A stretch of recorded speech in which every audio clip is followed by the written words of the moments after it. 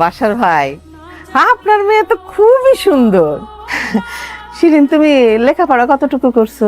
জিয়ান উপজেলা কলেজ থেকে ডিগ্রি পড়ছি। মাশাআল্লাহ মাশাআল্লাহ, তাইলে তো তুমি লেখাপড়ায় অনেক ভালো।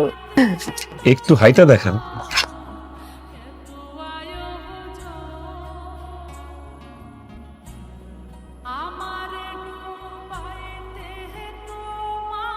উনি এইভাবে খোঁড়ায় খোঁড়ায় হাঁটলো কেন? পায়ে কি ব্যথা পাইছেন নাকি? আপনি কি পায়ে ব্যথা পাইছেন? আমার মায়াটার পায়ে একটু সমস্যা আছে। এই ছোটবেলা স্কুল থেকে ফিরে আসার সময় উষ্টা খেয়ে পইরা পায়ের আড্ডিটা ভেঙে গেছে। এই জন্য আমার মায়াটা এখন খোঁড়ায় খোঁড়ায় হাঁটে আপা।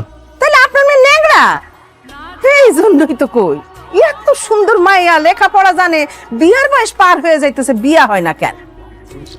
সমস্যা নেই, আপনার মাইয়া ল্যাংরা হোক আর লুরা হোক, আমাকে পছন্দ হয়েছে। মানে আমরা কিছু শর্ত দিব, এটা যদি আপনি মাইনা নেন তাহলে আপনার মায়ারে আমার পোলার বউ হিসাবে বাড়ি নিয়ে যান। মনে করেন ব্যবসা বাণিজ্য করবো তো, নগদ 2 লাখ টাকা লাগবে। আর পোলার আমার হুন্ডা চালানো যে শখ, একটা হুন্ডা দিবেন। আর ওই যে নতুন একটা কি মোবাইল বেরিয়েছে না, ওই মোবাইল আমার পোলারে দিবেন। আর মনে করেন মেয়ে জামাই হিসাবে একটা মোটা দেখা হাতের আংটি দিবেন। আরে আপনার মাইয়া আমার ঘরে যখন যাইবো, মনে করেন তার সংসারটা সাজানোর জন্য যা যা লাগে, মানে সমস্ত ফার্নিচার টার্নিচার দিয়ে সাজায় দিবেন। আর মাইয়ার কানের গলার হাতের সব গয়না দিয়া সাজায় দিবেন। তবে আমার 1010 টাকা জমানো আছে, সেটা মানিক বাবু যেটি দিতে পারবো।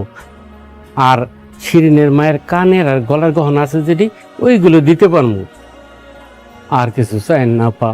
আরে কিসের বিয়ের কথা ফাইনাল করবো? হ্যাঁ, আপনি তো চাইতেছেন আপনার ল্যাংলা লুরা মাইয়াডারে আমার পোলার গলায় এমনি এমনি ঝুলাইয়া দিতে। আমার এত সুন্দর পোলা, আপনার ওই ল্যাংলা লুংলা মাইয়ারা এমনি এমনি বিয়া করতে যাইবো কোন দুঃখে? আমি যেটা বলছি সেটা যদি দিতে পারেন, বিয়া হইব, নাহলে হইব না। আমার আব্বা গরিব যেন আপনারা এত কিছু যৌতুক চাইতেছেন কোন আক্কেলে? এই মুখ সামলে কথা বলেন। আমরা কিসের যৌতুক চাইতেছি? আপনার মতো একটা ল্যাংড়া লুলা মাইয়ারে বিয়া করে আপনার বাপের মুসিবত দূর করার চেষ্টা করতেছি।